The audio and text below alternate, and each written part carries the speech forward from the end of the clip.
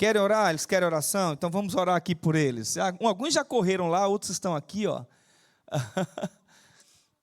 Corre aqui. Vamos orar por eles. Pedir a Deus. Pai querido, toma, Senhor, em cada uma dessas crianças diante do Senhor. Fala ao coraçãozinho delas, Pai. Que a tua palavra possa alcançar o coração delas e usa os tios e as tias para isso. Em nome de Jesus. Amém, amém. Podem ir lá, tá bom? Daqui a pouco chega mais outros aqui ainda querendo oração. Ah, Jesus. Léo, não é estranho não, tá, Léo? Eu sei que era para a gente falar de você, mas nós somos uma igreja brasileira dentro de uma cultura americana. A gente tem nossa cultura, né? A gente tem aspectos culturais nossos que a gente também valoriza, que a gente lembra. Mas essa é uma cultura também americana e a gente tem que lembrar de irmãos que nasceram aqui, filhos de brasileiros, e que de repente serviram ao país, né? A gente precisa lembrar desse momento também. Então, bênção, Léo, bênção você estar aqui com a gente, explicando para a gente esse dia, tá bom? Meus amados irmãos, nós estamos então compartilhando esse tema com vocês, mudança. Fizemos uma mudança do outro espaço que nós estávamos antes para agora, né, para cá. E certamente todos estão amando. Essa foi a notícia e a conversa que eu fiquei ouvindo de todos depois. E graças a Deus por isso, que vocês estão gostando, e isso é bênção. E eu estou fazendo uma analogia, na verdade, uma comparação dessa mudança para com as mudanças das nossas vidas que precisam acontecer conosco, né? E quando eu falo de mudança, não é? Automaticamente, quando eu digo assim, o que deixar para trás, automaticamente a gente está falando também sobre o que não levar numa mudança, não é? Então, uma coisa está interligada à outra, não é? Mas, na verdade, é apenas uma forma didática de poder expor aquilo que eu quero expor com vocês através do texto sagrado, nesses dois temas de domingo passado e esse domingo agora, né? Ou seja, falando sobre o que levar numa mudança e o que a gente tem que deixar para trás, o que nós temos que jogar para trás ou jogar fora e não trazer conosco. E hoje eu quero continuar o texto, então, com vocês, de Gênesis capítulo 12. Vocês vão lembrar bem que eu li o texto do capítulo 12, de 1 a 9, no domingo passado. E hoje eu quero ler, então, a partir do versículo 10 do capítulo 12 de Gênesis. Então, abra sua Bíblia em Gênesis capítulo 12, tá bom?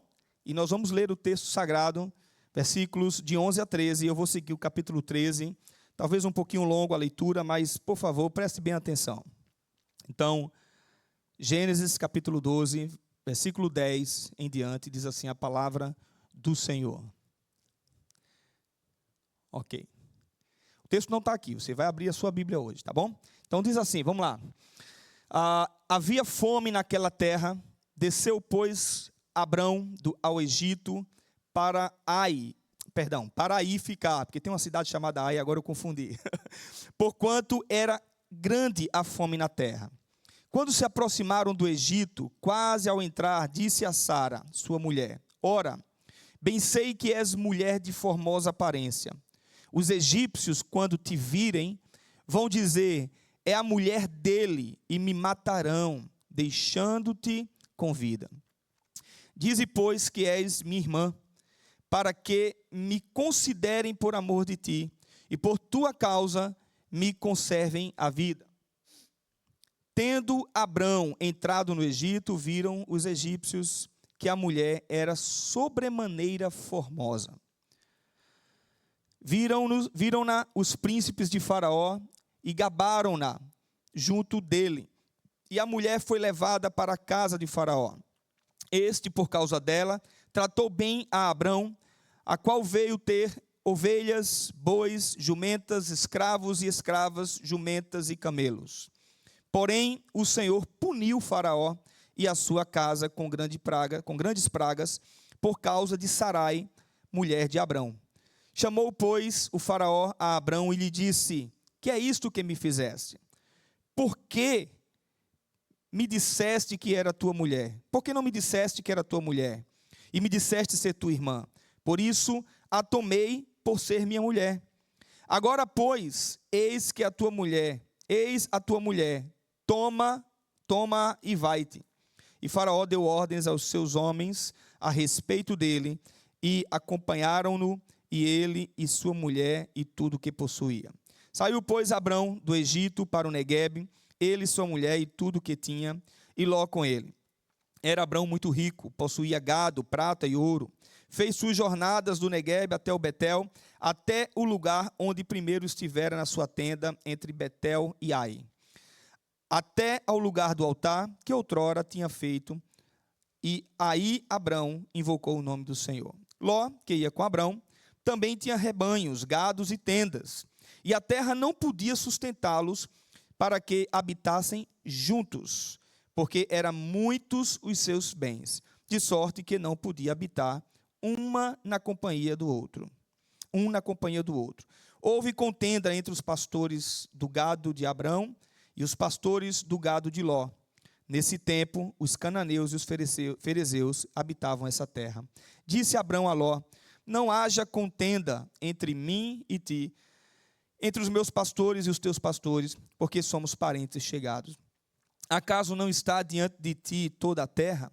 Peço-te que te apartes de mim. Se fores para a esquerda, irei para a direita. Se fores para a direita, irei para a esquerda. Levantou Ló os olhos e viu toda a campina do Jordão, que era toda bem regada, antes de haver o Senhor destruído Sodoma e Gomorra, como o jardim do Senhor, jardim do Éden, como a terra do Egito e como quem vai para Zoar. Então Ló escolheu para si toda a campina do Jordão e partiu para o oriente, separando-se um do outro.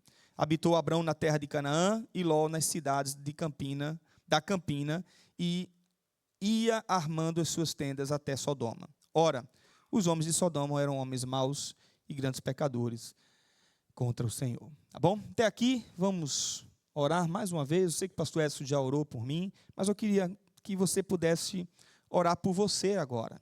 Queria que você pudesse colocar a sua vida diante do Senhor, dizendo: Deus, fala profundamente ao meu coração, fala profundamente comigo agora. Então, feche seus olhos, tire um tempo a sós com Deus, dizendo: Senhor, fala profundamente comigo.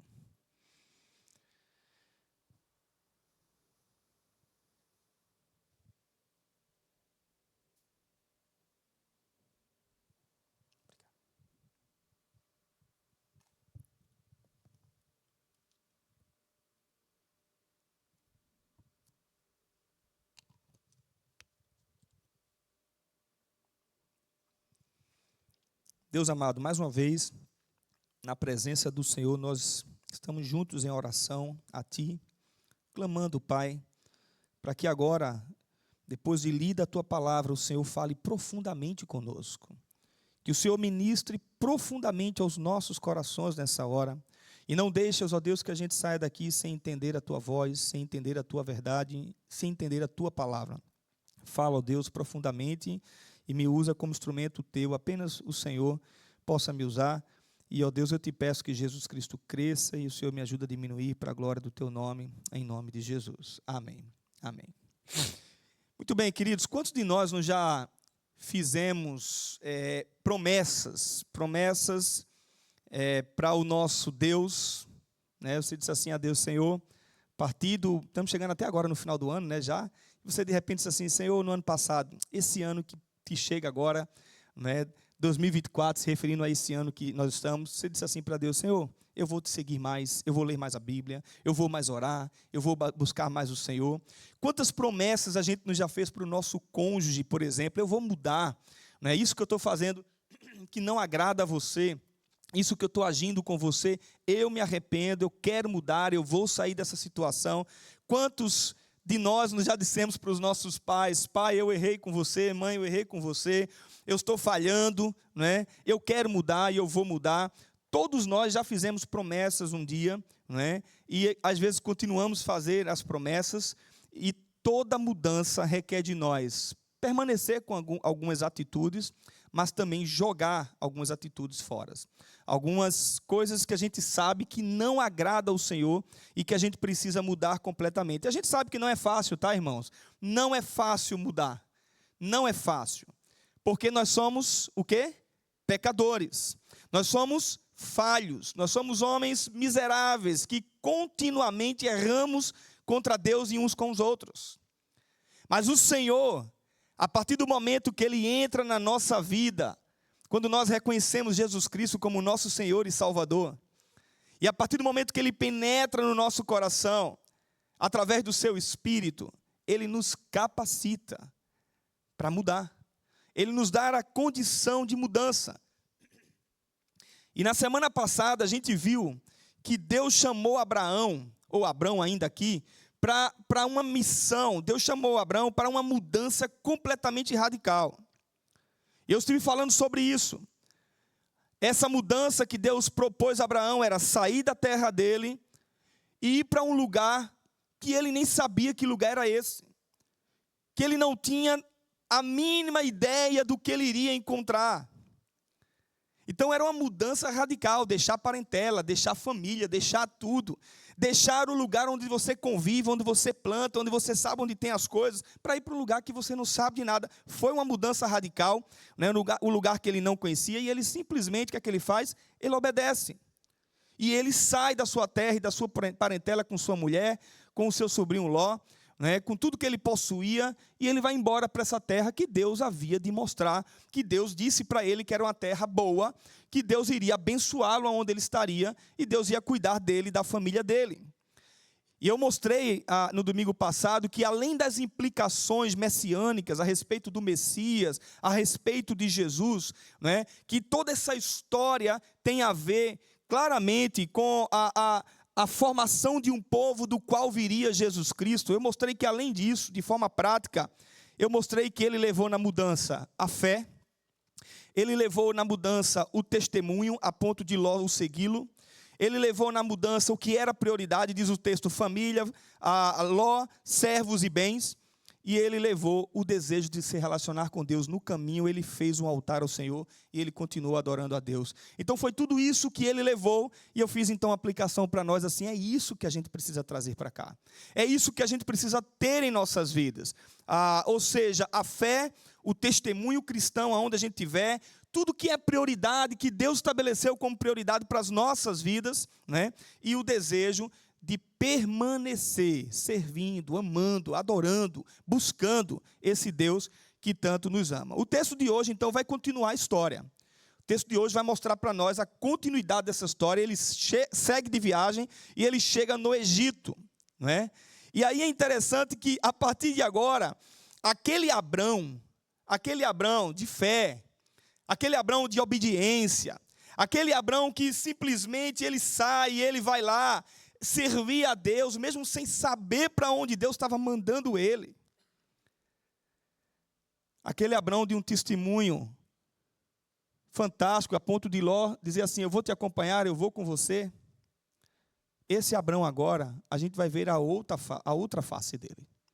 Nós vamos ver claramente agora o outro Abrão, e ele representa eu e você. Ele representa a mim e a você, no nosso dia a dia. A gente vai começar a olhar agora e ver quanto é necessário deixarmos algumas coisas para trás, e que Abrão não deixou, ele levou com ele. Primeira coisa que a gente vê, o que não levar numa mudança, são as velhas práticas. As velhas práticas que nós pecamos, fazemos, cometemos diante do Senhor. Abrão, como eu falei, ele foi escolhido por Deus, né, para formar um povo. Abrão, como eu falei, ele foi obediente e teve fé. Mas agora no texto a gente vai ver a completa mudança. Simplesmente ele volta a ter velhas práticas na vida dele. E você vai observar aqui comigo nesse texto 4 velhas práticas que eu quero deixar nesse primeiro momento da mensagem. Primeira delas, primeira velha prática é a incredulidade. Incredulidade. Essa é a primeira prática que Abraão leva, a velha prática com ele. Né? O texto vai dizer, quando estava chegando no Egito, então o que é que ele faz? Ele diz à mulher dele, olha, conhecendo o Egito, sabendo como é aquele povo, é uma grande cidade, é um grande lugar, e eu sei que você é linda, você é formosa, Eu sei que vão pegar você e vão me matar e vão ficar com você. Então, por favor, mulher, diz para todo mundo que você não é minha esposa. Fala que você é a minha irmã. Fala para todos que você é a minha irmã. Essa foi a atitude de Abrão, uma atitude de incredulidade. Irmãos, perceba comigo, preste bem atenção. Imagina você receber de forma extraordinária o Deus Todo-Poderoso, o Criador do universo, Senhor de todas as coisas, vir diretamente falar com você, falar comigo, falar com você, prometendo maravilhas, prometendo bênçãos, dizendo que vai cuidar de você, que eles não tinham filhos, eles já eram velhos. Esse Deus maravilhoso disse para eles: vocês vão formar uma grande nação, um grande povo. Foi algo sobrenatural. Deus havia aparecido dando promessas, mas ele joga tudo fora quando ele duvida daquilo que Deus podia fazer. Pense comigo, meu amado irmão, ele poderia, claro que os planos de Deus nunca são frustrados, nunca. Os planos de Deus são eternos, e ele já estabeleceu desde antes da fundação do mundo, porque ele é soberano. Mas imagina comigo que Abrão estava aqui pondo na lama todo o plano de Deus. Tudo aquilo que Deus tinha dito que ele seria, o que aconteceria com ele, e o que Deus estava pensando de futuro para a vida de Abrão e do povo dele. Ele joga por terra a incredulidade, irmãos, nos faz olhar para a nossa limitação, para a nossa pequenez, nos faz olhar o quanto nós somos fracos, mas muitas vezes a gente se afundar no poço e a gente não crer num Deus que pode fazer maravilhas e coisas grandiosas em nossas vidas.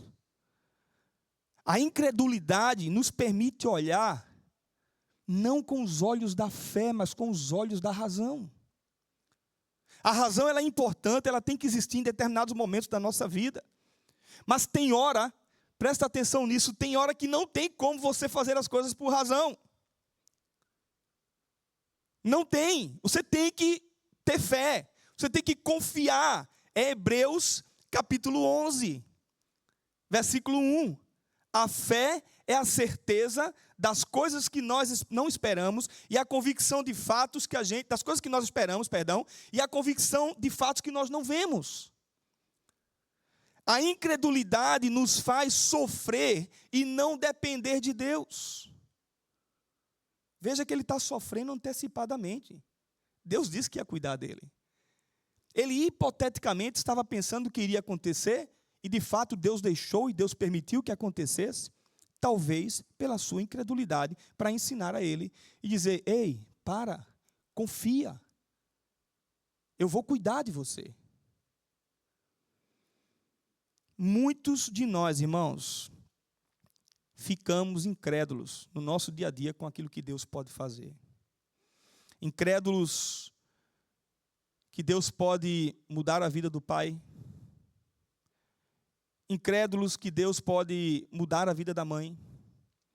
Mudar a vida de um filho que está talvez nas drogas, ou que está em extrema desobediência, é rebelde, trata mal o pai, trata mal a mãe.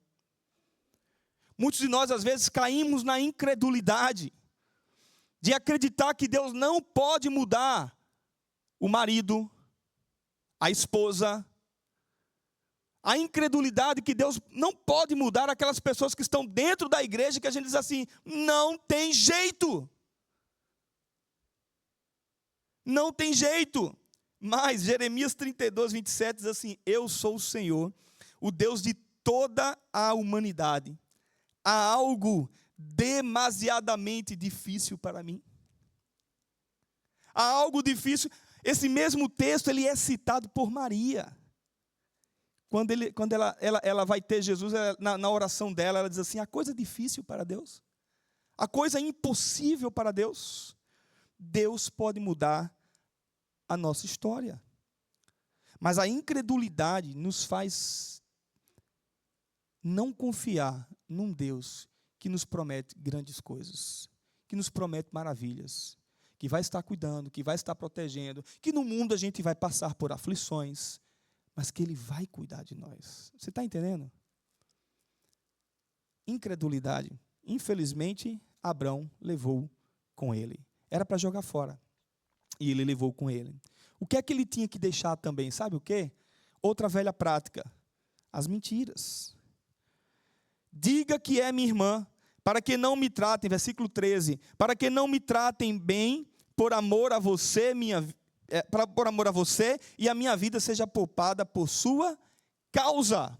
Perceba que Abrão, ele bola um plano ridículo, um plano absurdo, de dar a própria esposa, a mulher que ama, a mulher que deseja, a mulher que está do lado dele o tempo todo, para outro homem.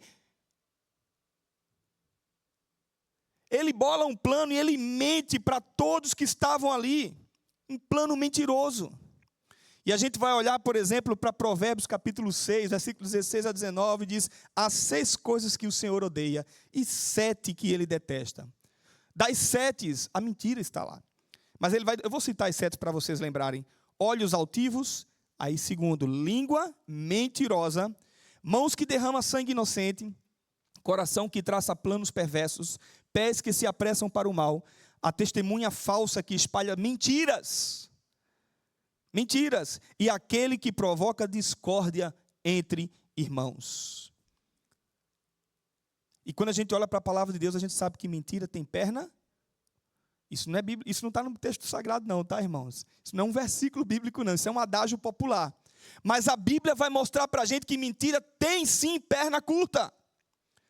Porque a Bíblia vai dizer que nada que está encoberto que não venha a ser revelado. Vai aparecer. Em algum momento vai aparecer. Jesus, lá em João 8, ele diz assim: ele, o próprio diabo, foi homicida desde o princípio e não se firmou na verdade, porque nele não há verdade. Quando mente, fala a sua própria língua, pois é mentiroso e pai da mentira. Pai da mentira. Esse é o diabo. Esse é o diabo. Abrão, que primeiro foi incrédulo nas promessas de Deus, não confiou no Senhor, carrega com ele não só a incredulidade, mas carrega com ele mentiras. E eu queria levar você a refletir comigo, porque os cristãos, de um modo geral, têm aquela coisa muito bonita de mentirinha branca. E para Deus não existe pecadinho e pecadão, tudo é mentira. Tudo é mentira. Aquilo que você encobre muitas vezes se torna uma mentira. Talvez não seja, mas se torna uma mentira. Aquilo que a gente não diz para a esposa não diz para o marido. Aquilo que você, filho, não diz para o seu pai, é mentira. E a gente vive mentindo constantemente, por N motivos, por vários motivos. Me lembro de uma irmã amiga nossa, ela, no emprego que ela estava, sempre o patrão dizia assim para ela, quando ela entendia a ligação, ela era secretária, e o patrão dizia assim para ela: diga que eu não estou. E aquilo incomodava ela, aquilo perturbava ela, e ela dizia: olha, ele não está. E Deus incomodou tanto aquilo na vida dela, que ela chegou para o patrão e disse assim: olha, se o senhor quiser me demitir, o senhor pode me demitir. Mas a partir de hoje, eu não vou de encontro mais aos meus princípios cristãos. Eu não quero estar mais mentindo e dizer que o senhor não está. Inventar uma mentira. Sempre eu tenho que inventar uma mentira, que o senhor estava numa reunião, que o senhor fazia isso ou aquilo.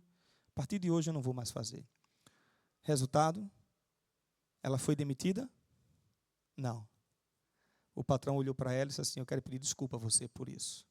Você não precisa mais mentir, porque Deus honra seus servos. E ainda que ela tivesse sido demitida, Deus ia continuar honrando ela. Nós, de forma escorregadia, caímos em pequenas coisas desnecessárias, que não agradam ao Senhor. Abraão, ou Abrão aqui ainda, ele simplesmente mente. Colossenses 3, 9 a 14 diz assim: não mintais uns aos outros, pois que já vos despistes do velho homem com os seus feitos, e vos revestistes do novo homem, que se renova para o conhecimento, segundo a imagem daquele que o criou. Abraão leva com ele, então, a incredulidade, as mentiras, mas leva também com ele a terceira coisa, a terceira velha prática que ele leva. Não está pegando, pegou, aqui, deixa eu passar. Ok, não, volta aqui, Alessandro. Pode voltar, Alessandro. As velhas práticas das desavenças, é isso que eu quero falar para você agora. Então Abraão disse a Ló: não haja desavença entre mim e você, entre os seus pastores e os meus, afinal nós somos o quê? Alguém lembra? Irmãos. Ele não chega nem a dizer assim, nós somos parentes. Afinal de contas, eu sou seu tio e você é meu... Não. Ele disse, nós somos irmãos. Não haja desavenças entre nós. A gente vai olhar o texto e vai lembrar que o lugar fica muito pequeno para os dois. Fica pequeno. Por quê? As posses de um e as posses do outro cresceu muito. E começou a haver brigas, porque naquela época as posses diz respeito a gado, diz respeito a ovelhas, né, a bodes, a coisas assim. E não havia mais espaços para os dois. E então começou a ter briga, confusão. Então Abraão chega para ele e diz assim, não vamos permanecer assim, vamos parar por aqui. Vamos resolver esse problema. E eu me lembro de... O problema do dinheiro é um negócio muito sério, né, irmãos? Porque a falta do dinheiro é um problema. Não sei se você sabe disso, mas é o segundo índice de separação conjugal hoje. Ainda permanece adultério, depois é o dinheiro. A falta do dinheiro, a briga dentro de casa por causa do dinheiro, ou quando se tem muito. Na verdade, dinheiro não é o problema somos nós. É o amor ao dinheiro que a Bíblia fala, né? Está lá em Timóteo 6,10, porque o amor ao dinheiro é a raiz de toda espécie de males. E alguns nessa cobiça se desviaram da fé e se atormentaram com muitas dores. Então a falta do dinheiro é um problema, mas o ter muito dinheiro muitas vezes também é um problema. Então Abraão volta a ter um momento de lucidez espiritual na vida dele. Ele volta aos princípios dele, e ele diz assim, então, depois dele ter incredulidade, né? Depois dele dar a mentira ridícula dele, mas agora ele volta à lucidez espiritual, e então ele diz assim, vamos parar de briga? Vamos parar de briga, porque isso não agrada ao nosso Deus, e afinal de contas nós somos irmãos. Nós adoramos o mesmo Deus, nós servimos o mesmo Deus, e vamos parar de brigas. Gente, fala sério. Tem gente que é craque, mas é craque em arrumar briga, em arrumar confusão. Tudo é motivo de picuinhas, tudo é motivo de confusão. Qualquer coisa vê um bicho de 7 cabeças muito grande. É dentro de casa, no casamento, é dentro da igreja, é no trabalho, é na rua. Qualquer palavra que se fale já se transformou numa confusão. É a síndrome do coitadinho. Ah, porque eu passei por isso lá atrás. Não, para com isso. Tudo é motivo de confusão. Tudo é motivo de briga. Tudo se chateia. E o pior, começa a ser maledicente, começa a falar mal do outro.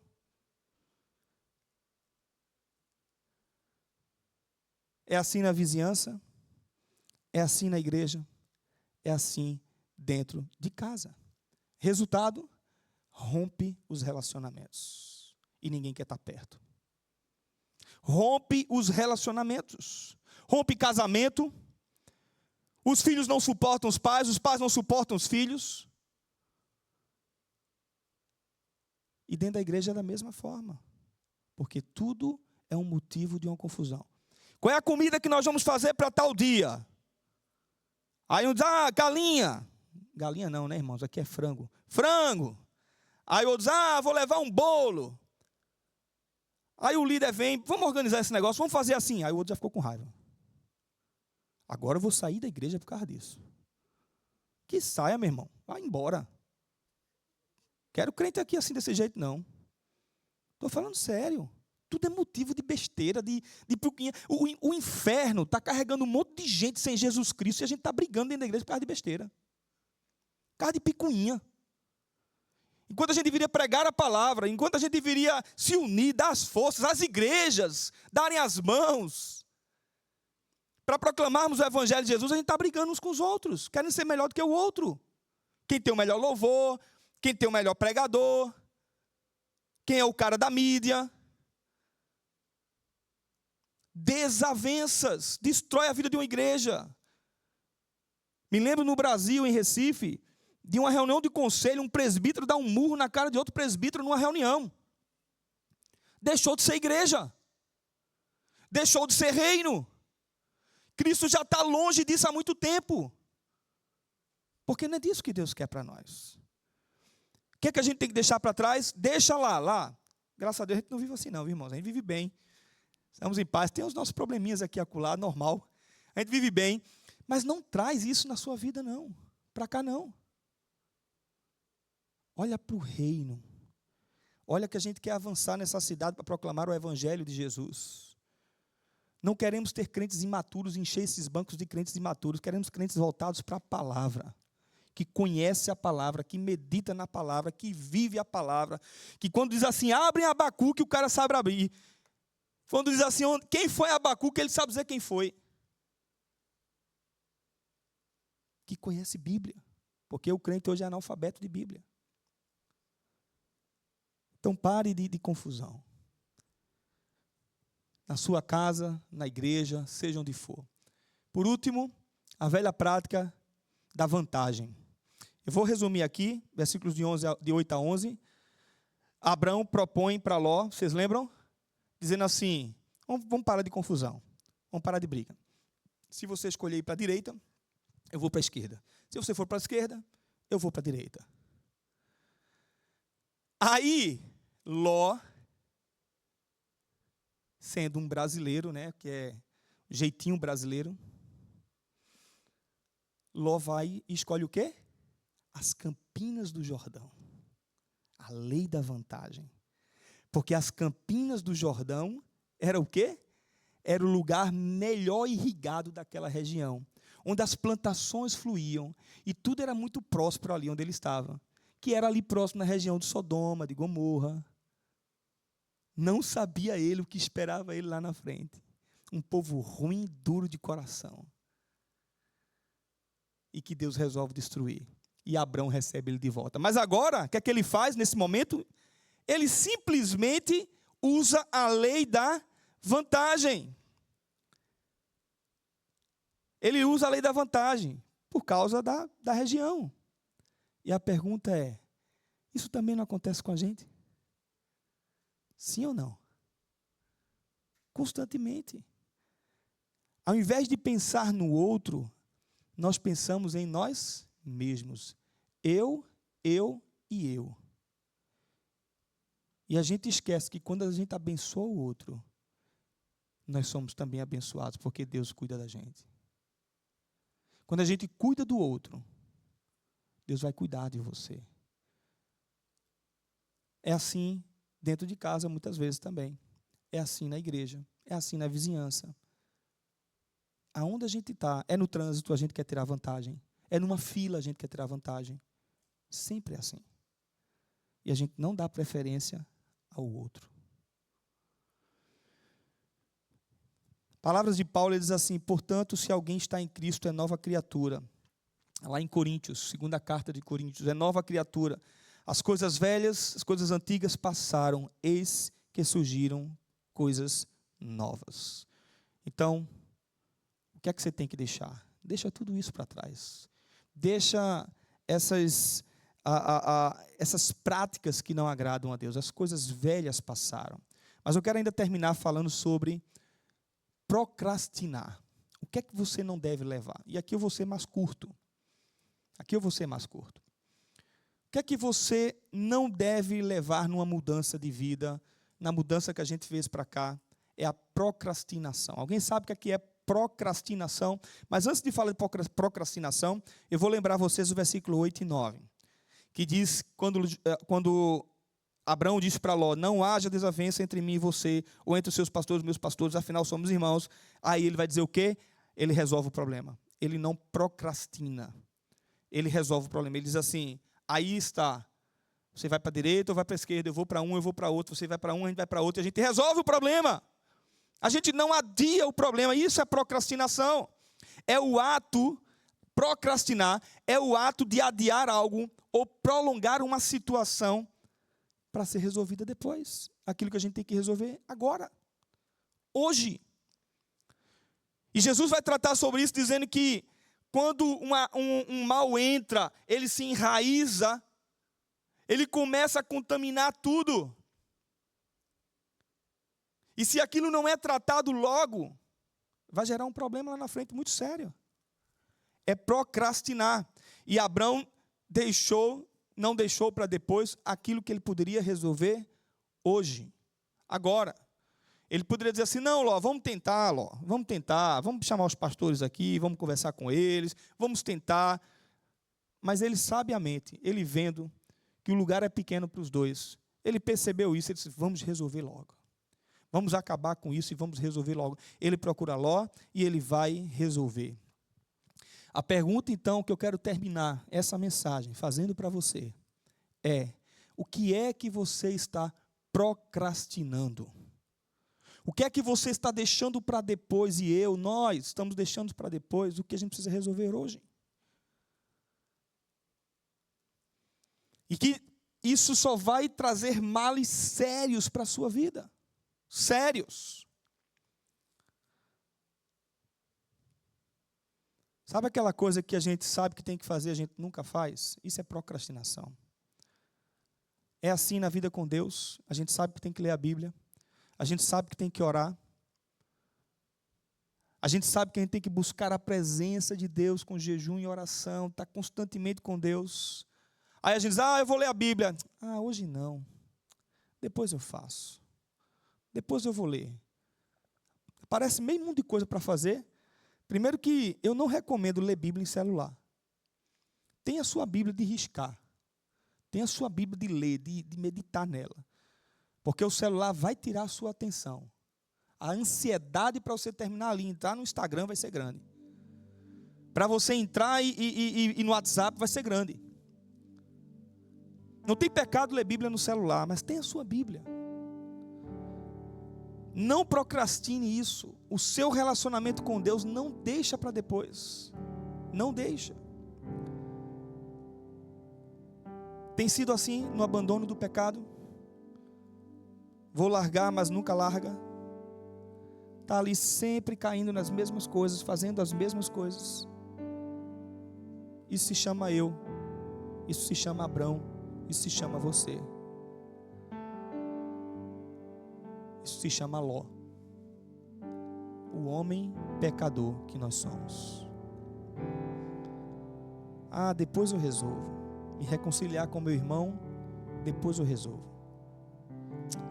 Vai haver algum momento que a gente vai sentar. Claro que eu sei que tem hora que não tem jeito, sabe, irmãos? Não tem. Você já procurou, você já conversou, 1, 2. Não foi mais adiante. Você chamou talvez uma testemunha. Não foi adiante, então não tem mais o que fazer. É orar por ele. Ou se for um pecado sério, é tratar o caso com a igreja. E se não há arrependimento, Mateus capítulo 18 vai dizer o que para nós? Trata como? Como que? Alguém lembra? Iníquo. Você sabe o que é iníquo, não? Alguém que é contrário às verdades de Deus é um iníquo. Aquele que não pratica a palavra de Deus é um iníquo. Porque uma coisa é nós praticarmos, cairmos, arrependermos e voltarmos. Outra coisa é ter o coração endurecido para não reconhecer os erros e mudar de vida.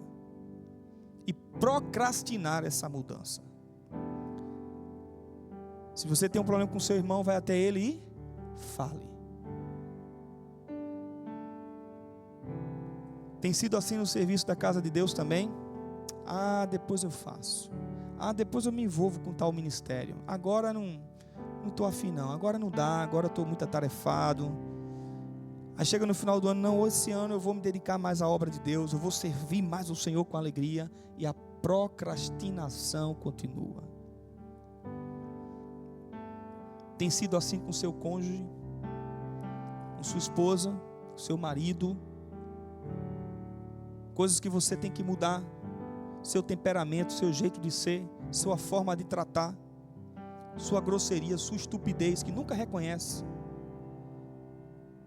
Qual foi a última vez que vocês saíram para jantar? Qual foi a última vez que vocês saíram para passear num parque de mãos dadas? Isso não é coisa de gente jovem não, de adolescente não. Eu ando até hoje com minha esposa de mãos dadas, na rua, onde eu estiver. Qual foi a última vez que você abraçou, beijou, deu carinho? Foi a última vez que você disse que ama? Eu te amo. Eu te amo. Ah, mas eu vou resolver isso. Ah, eu vou resolver. E não resolve.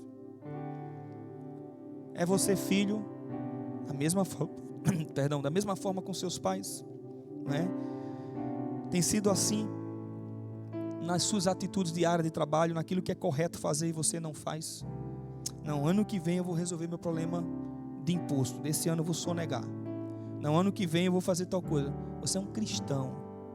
Seja verdadeiro nas coisas que você faz. Seja honesto naquilo que Deus te chamou para fazer. E Deus vai te honrar. Tem uma coisa que meu sogro diz, ele diz assim: rapaz, eu queria pagar muito imposto. Porque se eu pagar muito imposto, significa dizer que eu estou ganhando muito dinheiro. É uma questão de lógica. Se eu pago muito imposto, é porque eu estou ganhando dinheiro. Então eu queria pagar muito imposto. É o tratamento com o empregado. É a cera que o funcionário fica fazendo. Tem sido assim com o trabalho ou com as decisões da vida, decisões que você tem que tomar. E você fica procrastinando, demorando, está afetando sua família, está afetando sua casa, está afetando seus filhos, está afetando seu relacionamento com Deus, e você vai empurrando com a barriga, empurrando com a barriga. Não vou trabalhar mais dia de sábado, eu vou ficar com minha família, aí não vai trabalhar. Não vou mais. Está procrastinando aquilo que você tem que ter fé e crer que Deus vai suprir. Então eu vou terminar dizendo o seguinte: nas mudanças da vida nós precisamos lembrar o que precisa levar a fé, o testemunho, o que é prioridade e o desejo de se relacionar com Deus. O que precisa deixar? As velhas práticas e a procrastinação. Aquilo que é pecado, que está errado, não fica procrastinando isso, essas velhas práticas. Muda. O que é que você está precisando mudar hoje?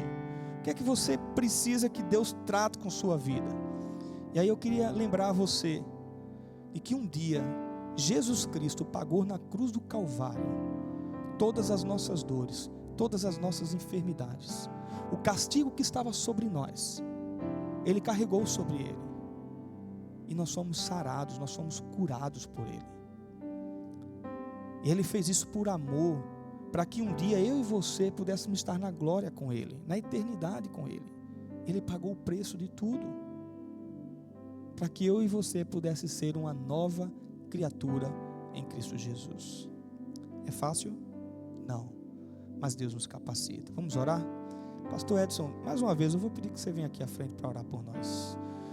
E se você está precisando de oração, eu queria que você viesse aqui à frente para nós orarmos por você. Se você tem algo na sua vida e você diz assim: Deus, eu quero que isso seja mudado, eu quero que isso seja trabalhado, eu queria que você se ajoelhasse aqui à frente. Nós queremos orar por você. Se tem algo que você diz assim: Senhor, me ajuda, eu estou procrastinando isso há muito tempo. Não tenha vergonha, vem aqui para a gente orar por você. E diga: Senhor, eu quero mudar, eu quero sair dessa vida, dessa situação.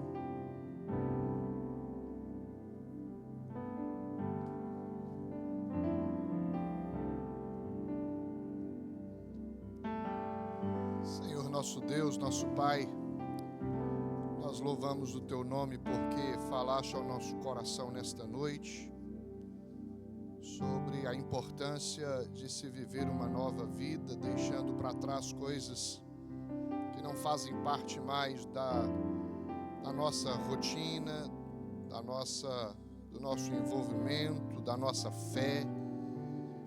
E muitas vezes somos tentados a manter dentro de nós e no nosso dia a dia coisas que não agradam ao Senhor. E nós pedimos que o Senhor nos ajude a nos livrar dessas coisas. Ajude-nos também, ó Deus, a não procrastinarmos, a fazermos hoje o que se precisa fazer hoje. Não deixar para amanhã o que se pode fazer hoje. E se nós podemos fazer, nós não podemos fazer pelas nossas próprias forças, mas podemos fazer pela graça do Senhor que nos capacita, que nos reveste, que nos ajuda, que nos traz forças, habilidades e condições para fazer o que é preciso ser feito. Sem o auxílio do Teu Espírito Santo, na verdade, nós não podemos nada. Mas em Cristo Jesus, nós podemos, como diz a Tua palavra, tudo posso naquele que me fortalece. Pedimos que o Senhor abençoe os irmãos que estão aqui à frente, derramando sobre eles da Tua graça, derramando sobre eles, ó Deus, do revestimento dos céus, do revestimento do Teu Espírito Santo, trabalhando, ó Deus, na mente e no coração, para que eles, meu Deus, de fato vivam uma vida superando todos os obstáculos que todos os dias surgem diante de nós. O Senhor é o Deus que restaura, o Deus que levanta, o Deus que dá ânimo, o Deus que fortalece, nos ensina, nos corrige, nos exorta, também nos encoraja e nos alimenta pela Tua palavra, como hoje o Senhor mesmo fez aqui neste lugar. Abençoa-os, ó Deus, enchendo-os de fé para acreditar, ó Deus, que a vida deles pode ser diferente, que o lar, a família, a fé, o envolvimento com as coisas desta vida não prejudique, ó Deus, a virtude da esperança e do consolo que eles podem ter no Senhor. Seja com eles, meu Deus, fortalecendo-os em nome de Jesus. Ajuda-os a tomarem hoje mesmo decisões que refletirão a vontade do Senhor na vida deles. Abençoa toda esta igreja e cada um que se faz presente aqui neste lugar. Seja conosco e mais uma vez nós expressamos aqui a nossa gratidão pela Tua palavra, ó Deus, falada ao nosso coração e trazida de uma maneira profunda para o nosso entendimento e também para a nossa confiança no Senhor, despertando-nos a obediência. Seja conosco, ó Pai, em nome de Jesus. Amém. Deus abençoe, irmãos.